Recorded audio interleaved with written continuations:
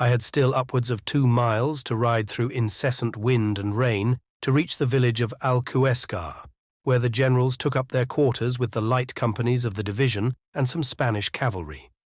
Immediately on arriving there, I reported to General Hill my having executed the duty with which I was entrusted. This report I made through Captain Clement Hill, the general's brother and aide-de-camp. He told me that the general felt excessively well pleased at my having succeeded, wondered at my having returned so soon, or at all, in such dreadful weather, and directed that I should not depart until I had dined, rather a fashionable hour past 1 in the morning, adding with his usual urbanity that he regretted not being able to see me, as he was engaged with 2 Spaniards, who were making communications of a very important nature.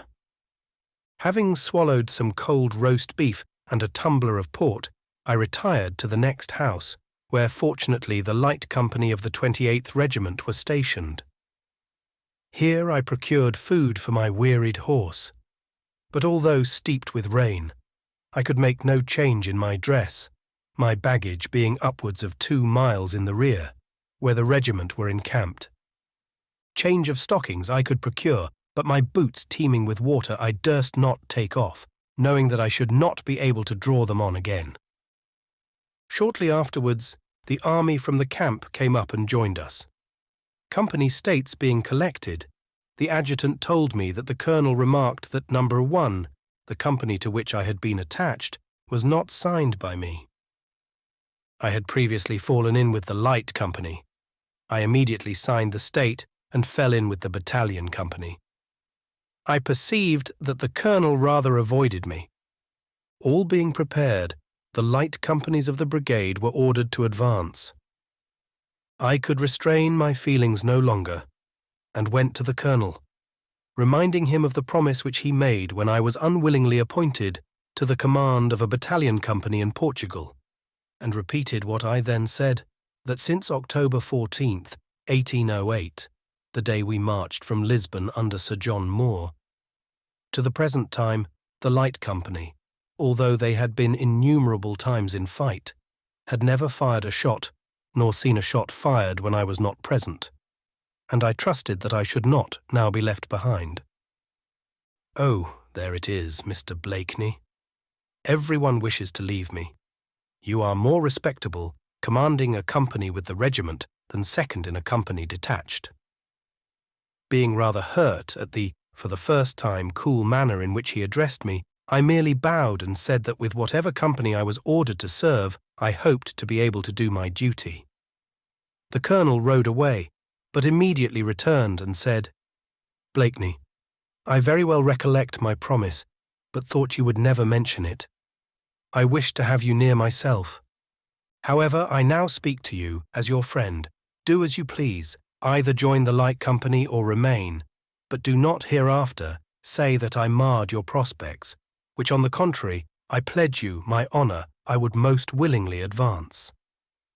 Encouraged by the colonel's friendly and sincere manner, as well as by the kind regards which he always showed towards me, I felt emboldened to express my sentiments freely, and although I held Colonel Abercrombie in the highest estimation, as indeed did every officer in the regiment, I told him candidly that I wished to join the light company. Shaking me cordially by the hand, "God bless you, my honest fellow," said he, "and may every success attend you." Another officer was appointed to command the battalion company, and mounting my horse I soon overtook the light bobs, who greeted me with a cheer, saying that they knew Mr. Blakeney would not remain behind. This anecdote, in itself of no consequence, I introduce, as it gives me an opportunity of doing justice to the noble feelings of the gallant, generous Colonel Abercrombie, of whose disinterested friendship I soon had a still stronger proof. About dawn, weather still dreadful and favoured by a dense fog, the troops were formed under rising ground within half a mile of the enemy, who, strange to be said, did not present even a single vedette. They occupied Arroyo Molinos, a small town situated under the northern extremity of Sierra Montanchez, a broad chain of mountains which receded from Arroyo in a semicircular form its extreme points being upwards of 2 miles asunder. It is everywhere impassable, even by goats, except within about 1/4 of a mile of its eastern point, where persons desperately situated might by climbing scramble across. The road leading from Arroyo-Molinos to Mérida lies at right angles to that from Alcuéscar, while the road to Medellín intersects the one leading from Mérida to Trujillo. To prevent the escape of the enemy by any of these roads was the anxious care of the general. The rising ground, under which our troops united, prevented our near approach being discovered by the enemy, and favoured the distribution of the army for the attack. Major General Howard's brigade, composed of the 1st Battalions, 25th, 71st and 92nd Regiments, 1 Company 60th Rifles, and 3 6-pounders, supported by Murillo's Spanish infantry, formed the left column and, commanded by Lieutenant Colonel Stewart, were pushed forward direct upon the town. The 50th and the guns remained a short distance in reserve. Colonel Wilson's brigade, consisting of the 1st Battalion 28th, 2nd Battalion's 34th and 39th Regiments, 1 Company 60th, Rifles, the 6th Portuguese Regiment of the line, commanded by Lieutenant Colonel Ashurst, with 2 6-pounders and a howitzer, formed the right column. The cavalry, commanded by Sir William Erskine, formed a 3rd column. These were placed in the centre, ready for any emergency. All being prepared, all suddenly moved forward, favoured by the elements, which, but a few moments ago, furiously raging, now as if by command became perfectly calm in the dense fog. Clearing away, our left column were absolutely entering the town before the enemy were aware of our vicinity. Although one of their brigades had marched an hour previously for Mérida, their main body were only now getting under arms to follow. The 71st and 92nd Regiments cheered and charged through the town, making a few prisoners, but had some men cut down by the opposing cavalry. The enemy, driven out of the place, formed in 2 columns on the plain outside, under the base of Montanches, protected by their cavalry. Casting a glance to the north, they perceived the 50th Regiment with the guns advancing. The fire from the 71st Light Infantry, issuing from the gardens, disturbed their close formation, and in the meantime, the 92nd Regiment filed through the streets and formed line on the enemy's flank, who, upon this double assault, commenced a rapid retreat, as they thought, reducing the front of their columns, who were headed by their cavalry. This advance or retreat was performed with such celerity that they were soon lost sight of by our left column. At this juncture, the Spanish cavalry, commanded by that active officer, Count Peninsular, rode into the plain and separated the enemy's horsemen from their infantry. The Count steadily, though not furiously, maintained his part until the British cavalry came up, who, in consequence of the rude darkness of the night and roughness of the roads and ground, had been delayed in their advance. There was also an equestrian Spanish band, clothed like harlequins and commanded by a person once rational, but now bent on charging with his motley crew the hardy and steadily disciplined cavalry of France. And yet, however personally brave their commander, Mr. Commissary Downey, little could be expected from this fantastic and unruly squadron, who displayed neither order nor discipline. Intractable as swine, obstinate as mules, and unmanageable as bullocks, they were cut up like rations, or dispersed in all directions like a flock of scared sheep. The British cavalry having at length come up, accompanied by the German hussars, the affair became more serious. A brisk charge by 2 squadrons of the 2nd Germans and 1 squadron of the 9th English Dragoons, led by Captain Gore, the whole commanded by Major Bush of the Germans, put the French cavalry to flight. Their infantry still pushed forward with uncommon rapidity, yet in perfect order, fancying without doubt that all their danger was left behind. But as they approached the eastern horn of the crescent range of the Sierra Montanches, by passing round which they expected to gain the Trujillo road, they were met directly in front by our right column, headed by the light companies of the 28th, 34th, and 39th Regiments. Here a rather unfortunate circumstance took place. About 10 minutes before we saw the head of the enemy's approaching column, 4 of their guns, whipping at speed, crossed in front of the light companies who formed the advance guard of our column.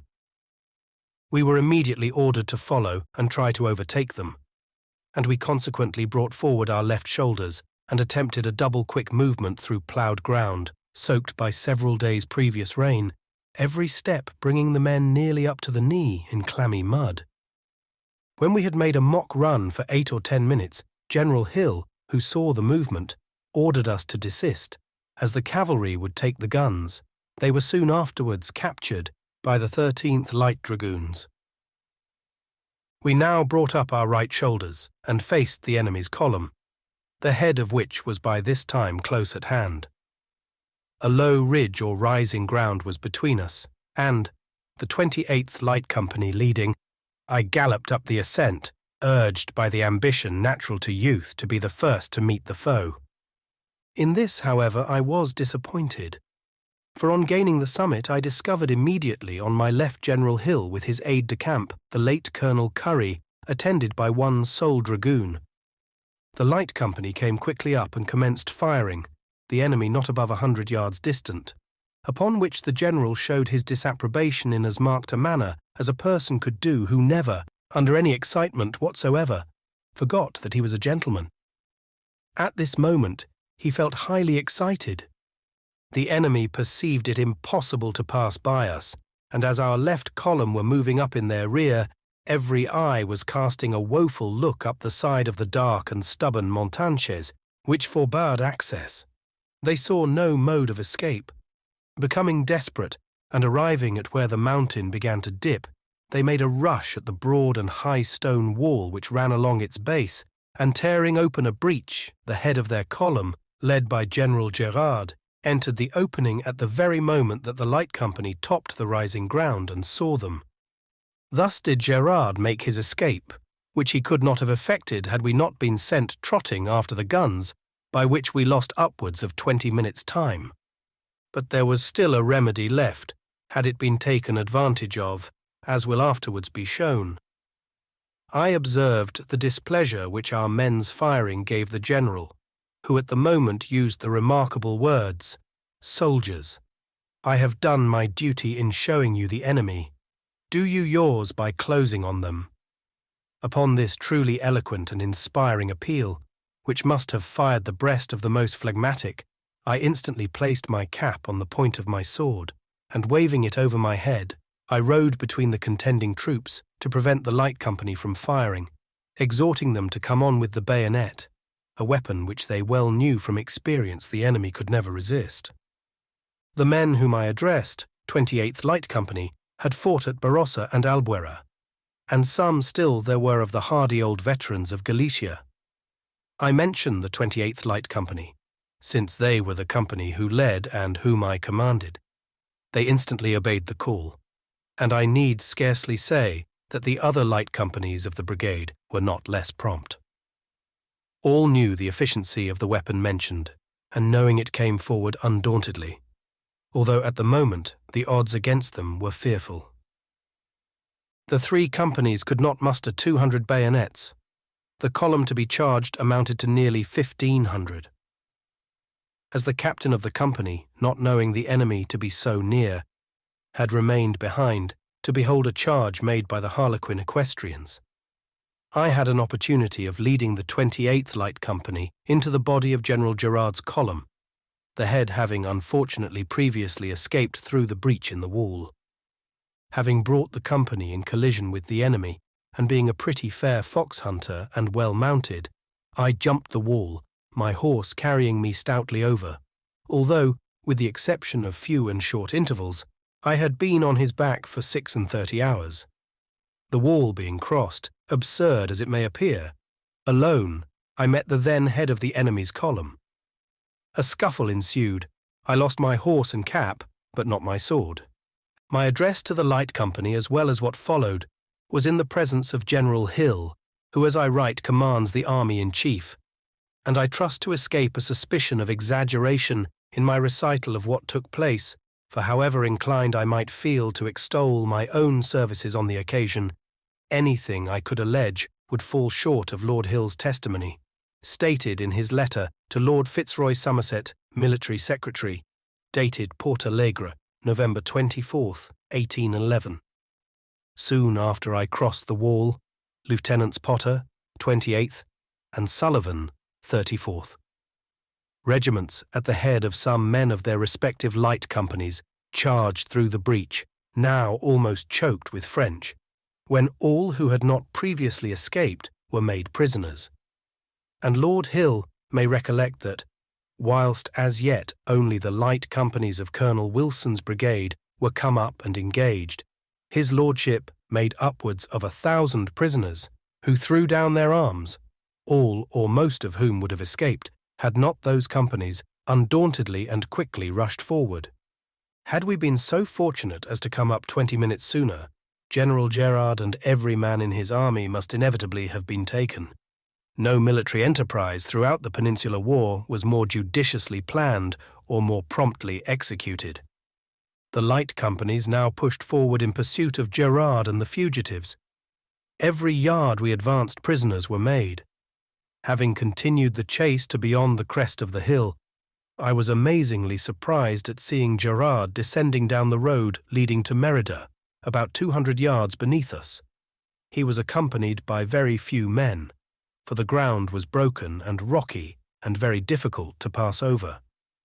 Some French officers, who rushed through the wall on horseback, had been immediately obliged to dismount, and, formation of any kind being impossible, groups of the enemy continually descended in small numbers, who, on reaching the road, ran forward to join those who had already arrived. But my astonishment was caused at seeing a squadron of British cavalry drawn up on the road, who moved not at all, although within 100 yards of where Gerard and the enemy descended in these small bodies from the mountain. Some time afterwards, I asked the officer who commanded the squadron how it was he did not charge the fugitives, remarking that he lost an opportunity which most probably would never again present itself, that of taking prisoner the enemy's commanding general. He replied with perfect seriousness that his orders were to halt on that road, and that therefore the escape of the enemy was no affair of his, that had he been ordered to charge, he would have done so willingly. This I firmly believe, and he was not very long afterwards killed while gallantly charging with his regiment. What increased my astonishment was that the enemy descended onto the road exactly in his front and moved away from him, for the squadron were drawn up to face the direction which the French took, being the only one by which they could escape. The British loss in the action was trifling. 7 rank-and-file killed, 7 officers and between 50 and 60 rank-and-file wounded. On the part of the enemy, General Gerard's corps were almost totally destroyed or dispersed.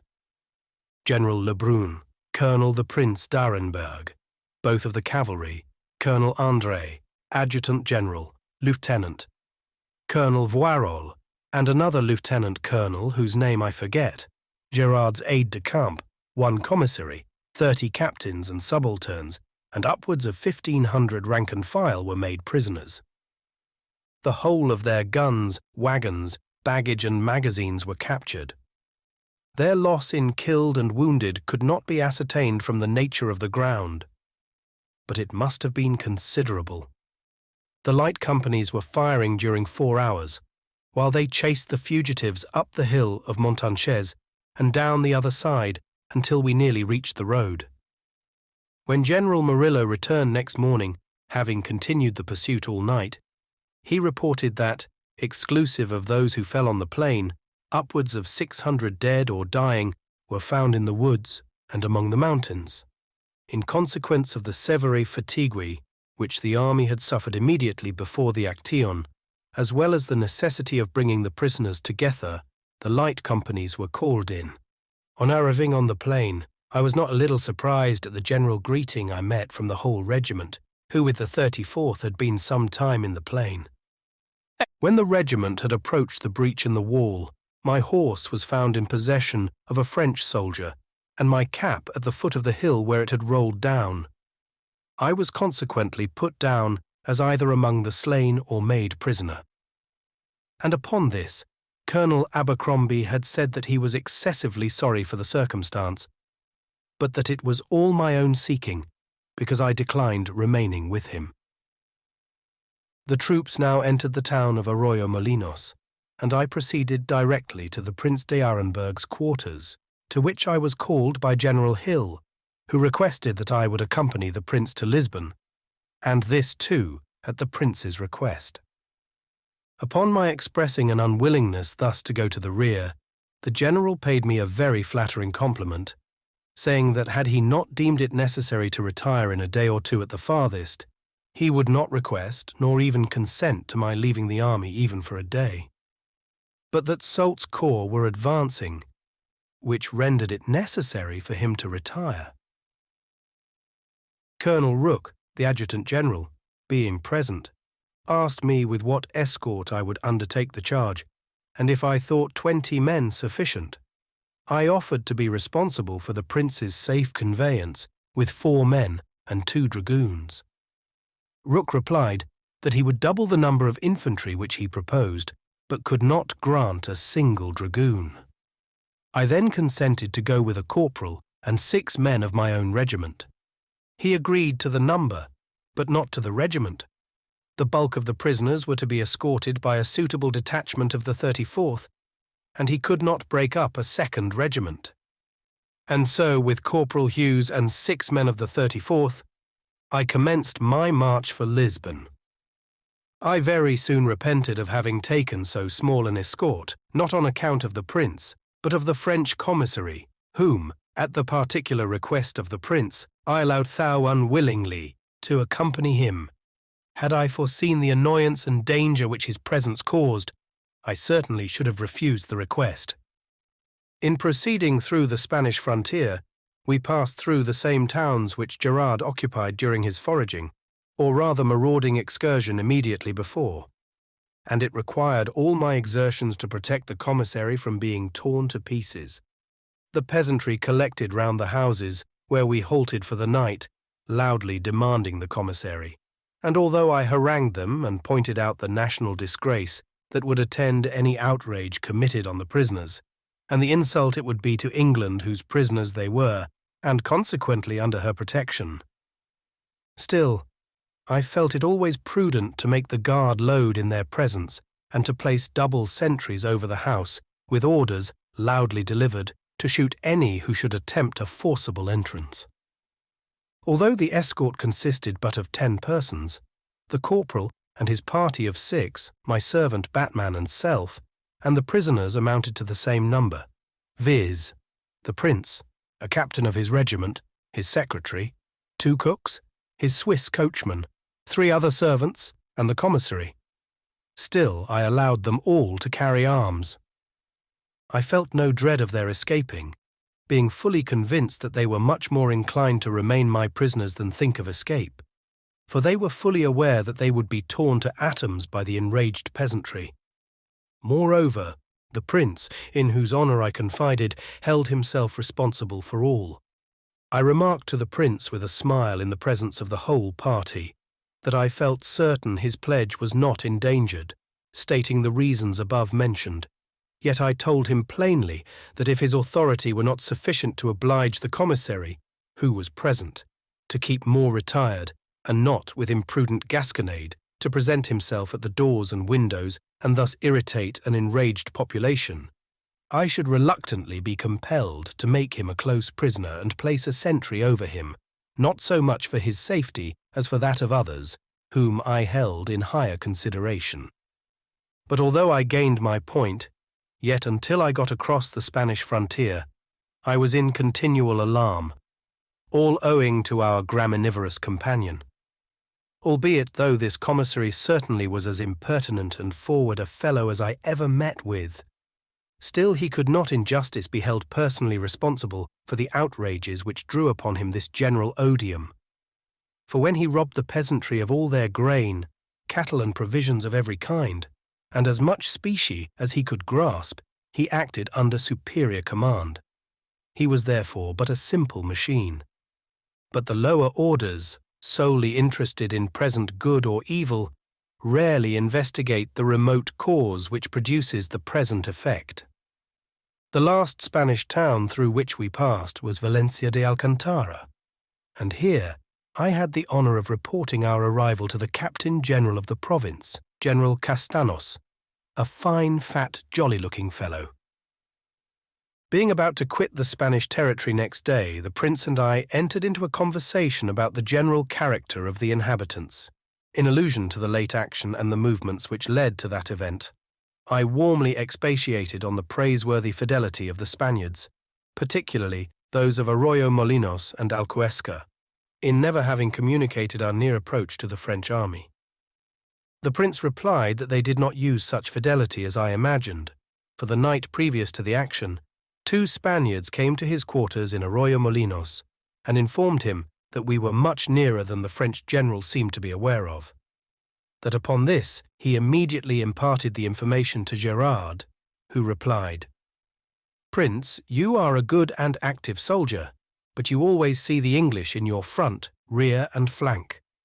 I tell you they are 8 leagues distant, for I know to a certainty that they were seen in the morning marching hastily towards Caceres, thinking to find us there, and so confident do I feel as to the certainty of what I tell you that I shall delay the march tomorrow an hour later to give the men more time for repose." Much hurt at the general's remark, which had the appearance of insinuating that he entertained a dread of encountering the English, the Prince returned to his quarters. About an hour before dawn next morning, the general sent for him, according to custom, to take a glass of old rum. This he declined, the conversation of the previous evening being still painfully in his recollection. In less than an hour afterwards he heard a loud and confused cry in the streets, when instantly his adjutant darted breathless into the room, hollowing out, Mon prince, nous sommes attrapés!" The English were driving through the town. At the heels of the adjutant in rushed Gerard, aghast and foaming at the mouth, and exhorted the Prince to use every exertion to get the cavalry out of the town. "Ha!" said the Prince. "Do I always see the English where they are not?" "For the love of God," replied Gerard, "do not add to my distraction. This is not a time for badinage or reproof. Exert yourself to the utmost, or we are undone. The English are forcing their way through the town. Get the cavalry out and form on the plain as quickly as possible." The rest I knew. Next morning we left Valencia before dawn and were soon in the Portuguese territory. The prisoners now breathed freely, not having felt very secure during our route through Spain. The mountains we had now to cross were very steep and excessively difficult of ascent, especially with a wheeled vehicle. The Prince travelled very comfortably in a handsome carriage taken at Arroyo Molinos, in which, fortunately, he was always accompanied by his graminivorous friend, whom the Prince and I used facetiously to call Bucephalus. 4 large Spanish mules which drew the carriage being insufficient to haul it up those hills, I directed that a couple of bullocks which were ploughing alongside the road should be added to the team. The harnessing was attempted in a violent manner by the Swiss coachman, an immensely stout and large person. But one of the animals, becoming very restive, severely wounded him with one of his horns. The wound was excessively severe and dangerous, but being ignorant of technical terms, I must decline attempting a description. The coachman, becoming furious from pain, drew his sabre and, cutting and slashing right and left, so wounded the bullock that I ordered the guard to disarm him, and never after allowed him to carry any other weapon than his whip, although he frequently entreated the Prince to intercede for the recovery of his sabre. The owners having interposed, the animals were quietly harnessed, and after a long pull we at last reached the summit. Owing to its great height and the season being rather advanced, the middle of November, the atmosphere was excessively cold. We halted on this our first Portuguese mountain for some hours, and I cannot forget our delicious repast upon roasted chestnuts and goat's milk, plentifully supplied by the Portuguese shepherds. Thunderstruck on hearing that one of their guests was no less a personage than a prince, they crowded round the blazing fire before which we were feasting to have the illustrious stranger pointed out, no doubt expecting to see, in a person of such exalted rank, something superhuman. Continuing our route tranquilly and without any adventure, we arrived at Portalegre, which again became General Hill's headquarters. Here we halted for a few days, during which we were visited by Prince Pierre d'Arenberg, who had procured General Hill's permission to come and see his brother, in whose regiment he was a cornet. Prince Prosper felt some delicacy in conversing with him except in my presence, but as I received no decisive instructions on the subject, I declined intruding on their conversation, and feeling in no way anxious to pry into their family concerns, I remarked to Prince Prosper that he had nothing of military consequence to communicate, and as to the treatment which he met with from the British, it was but just that he should have an opportunity of declaring it to his brother, free of all restraint which my presence might impose. The princes expressed their thanks in the warmest manner, and Prince Prosper remarked that it was well that he should have a private opportunity of telling his brother of the kind and generous manner in which he had been treated, which was of such a nature that, recounted in the presence of an Englishman, it must have the appearance of exaggeration and flattery, and more particularly if told in my presence, who stood first in courtesy and generous conduct. I imbibed the potion and retired to the next room. Before we continued our route towards Lisbon, Colonel Abercrombie sent me a message from Albuquerque to say that, not being present at what took place with the light company in the late action, it being detached from the battalion, he could not directly recommend me for my conduct on the occasion, but he requested me to forward a memorial of my general services through him, thus giving him an opportunity of giving his testimony to my services throughout. This generous communication I of course acted upon immediately, and I wrote to Lord Lynedoch on the subject, from whom I shortly after received the following letter. Legiora, November 19th, 1811.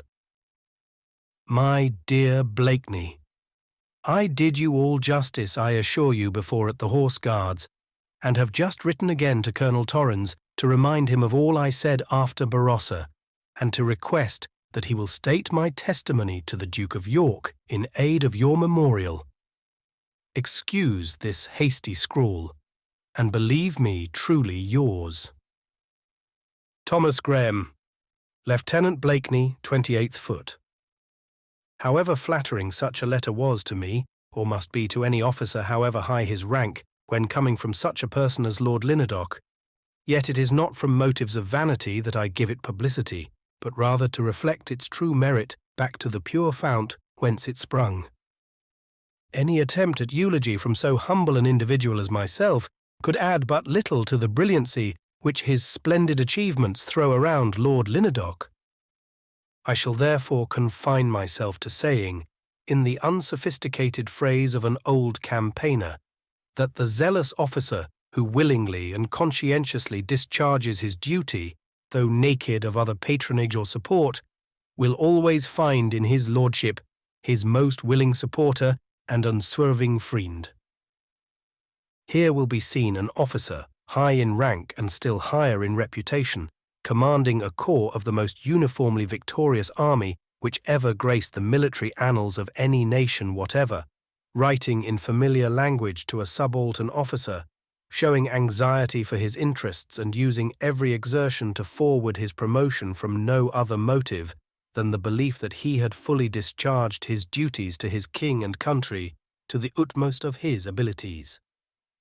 I had no introduction from influential friends to his lordship, nor had I the honour of his acquaintance previous to the expedition from Tarifa and the occurrences which took place in the Battle of Barossa. No doubt generals in high or chief command willingly forward the claims of officers whom they consider deserving while they continue to serve under them.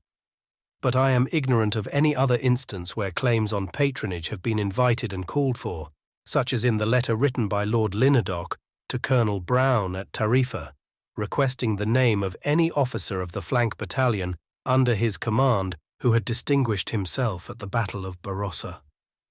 How much more in unison with the genius of Britain and with the spirit of her free and liberal institutions, and how much more nobly is the general employed who, like Lord Lynedoch, diligently and openly seeks through his ranks for objects worthy his protection, than he who indefatigably searches for pretexts for a clandestine representation, generally a misrepresentation. And it is not a little to be wondered at that England, which ever was and ever will be inimical to the introduction of the Inquisition in any country, should harbour that wicked and degrading institution throughout every branch of her service which is smoothly termed confidential reports, thus turning the army in particular, whose constitution is based on the most scrupulous adherence to the highest and nicest principles of honour, into a graduated corps of spies, from the ensign up to the general. Great Britain does not reflect that by encouraging these confidential or clandestine reports she is inflicting an insulting and severe censure on the laws and morals of the nation, as not being sufficient to govern by open and legitimate means. To remove an officer from the service upon a confidential report is both unjust and impolitic, and answers no good end. It is but natural to suppose that when a senior officer accuses a junior by means of clandestine reports, with the hope of having him removed from the service without trial, that this dark mode of procedure arises from inadequacy of matter to bear him out, or for reasons still darker than the foul means adopted. But supposing even that it should be made evident to His Majesty that the officer so reported is unworthy of continuing in the service, is it politic to remove him from it without assigning a cause or making his delinquency public? When a robber or even murderer is executed, it is not from a vindictive motive.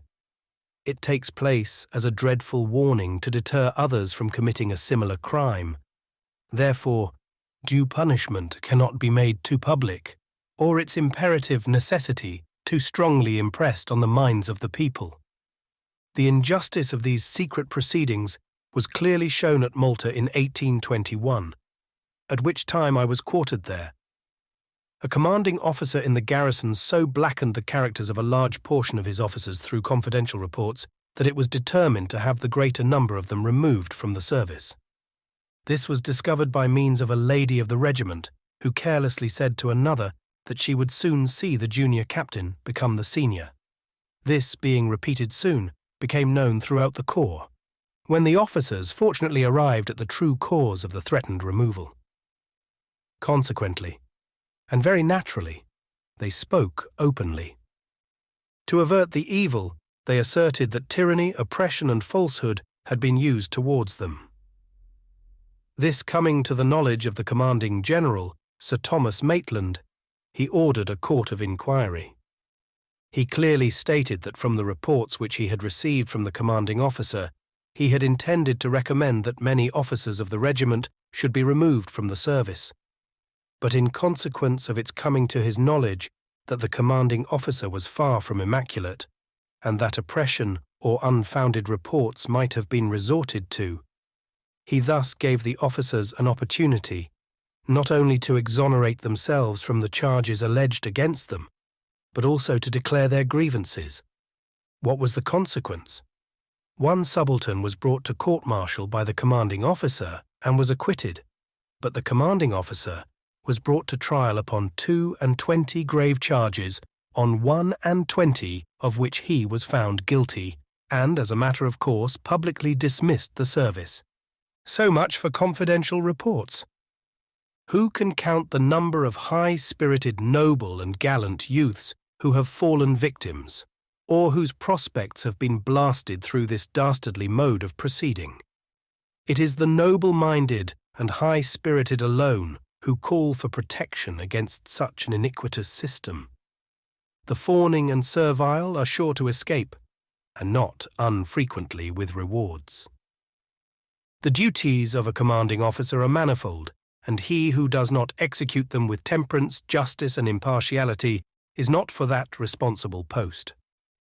I had the good fortune of being intimately acquainted with that gallant and sterling soldier, General Ross, who should be held up as a model for commanding officers of regiments. He at once was the father and brother of every officer in his corps, and was on the most familiar and intimate terms with every officer down to the junior ensign. Yet none ever dared or attempted to take the slightest liberty, which could be considered, even by the severest martinet, as derogatory in the slightest degree to the respect due to the commanding officer, or injurious to the maintenance of the strictest discipline. The respect entertained by all for Colonel Ross was entirely matter of sentiment and good feeling. The lively, though sometimes imprudent sallies of a glowing mind were by him rather laughed away than harshly or even seriously chided. The feelings of a gentleman were never wounded in cooling the fervid ebullitions of youth. He felt fully sensible that the military laws, as sanctioned by his country, were sufficient for the ends desired, and therefore never resorted to the cowardly subterfuge of stabbing in the dark by means of clandestine reports, which are never resorted to except by those who from meanness of capacity or want of resolution shudder at a fearless and open discharge of their duty, or whose vicious and vindictive natures induce them to strike the deadly blow unseen.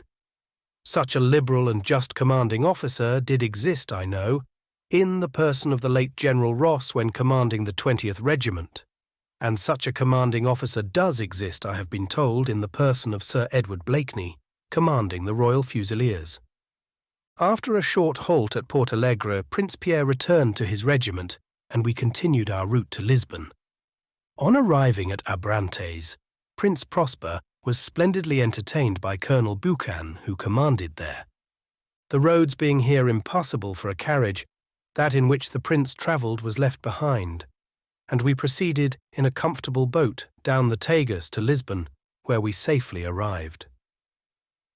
The orders which I received immediately on my arrival were that the prince should never leave the Duke de Cadoval's palace, in which we were lodged, except in my company, and I was never to go out with him in other than my scarlet uniform. These orders came direct from the Duke of Wellington. The strictness with which I was directed to attend so particularly upon the prince did not arise from any want of confidence in his parole. It was the better to protect him, for such was the state of public ferment at the time in Lisbon, that nothing but British protection could save him from public and most probably serious insult and outrage.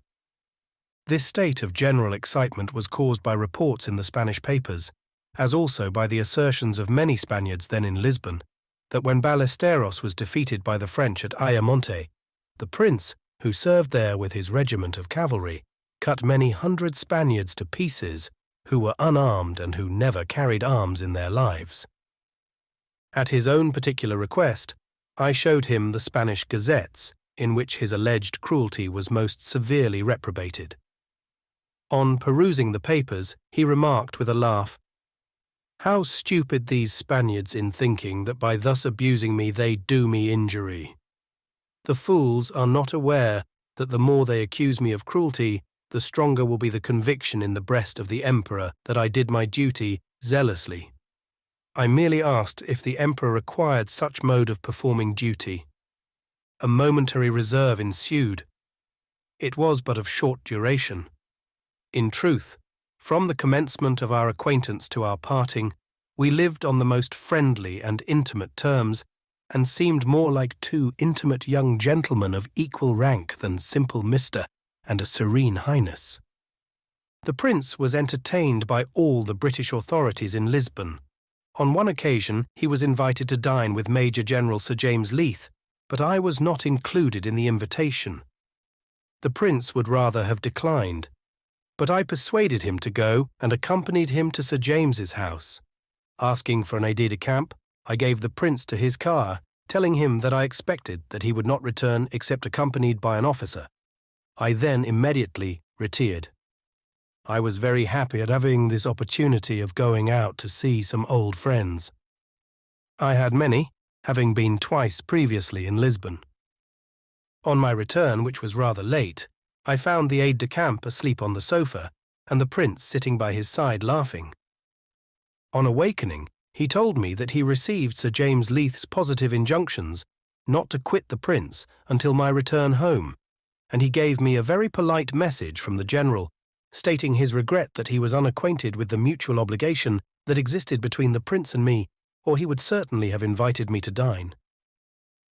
Sir James called next day and repeated what the aide-de-camp had previously said. A nearly similar occurrence took place the second time we dined with Marshal Beresford.